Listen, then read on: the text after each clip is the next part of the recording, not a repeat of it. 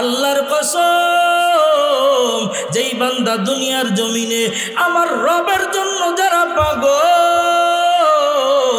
ওই বান্দাগুলি অন্ধকার কবরের ভিতরে যাওয়ার পর ওই বান্দাগুলি ফেরেশতার প্রশ্নের জবাব ডাইরেক্ট সাথে সাথে দিয়ে ফেলবে।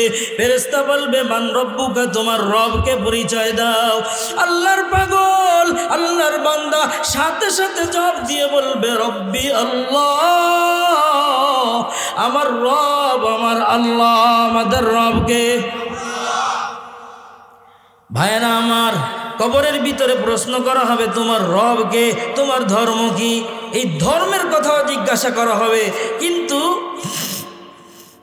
বর্তমান সময় আমাদের মতো মুসলমানই, আমাদের মতো তারাও নামাজ পড়ে কিন্তু 5 ওয়াক্ত পড়ে না। তারা নামধারী মুসলমান। এরা ধর্মের বিরুদ্ধে কিছু বললে, আল্লাহকে নিয়ে কিছু বললে বেঈমান নাস্তিকরা, কোরআন নিয়ে কিছু বললে, যদি মুসলমান আল্লাহর মোহাব্বতের, আল্লাহর ঈমানের মুসলমান, নবীর আদর্শের উম্মত মুসলমান, এরা আল্লাহর শানে যদি কোনো কটূক্তি, কোনো বেঈমান করে, নবীর শানে যদি কোনো কটূক্তি করে, আপময় জনসাধারণ আল্লাহর বান্দারা যদি এটার প্রতিবাদ করে, তাহলে কিছু মুসলমান আমার আপনার মতো আছে, তারা সুবিধাবাদী মুসলমান। কি মুসলমান?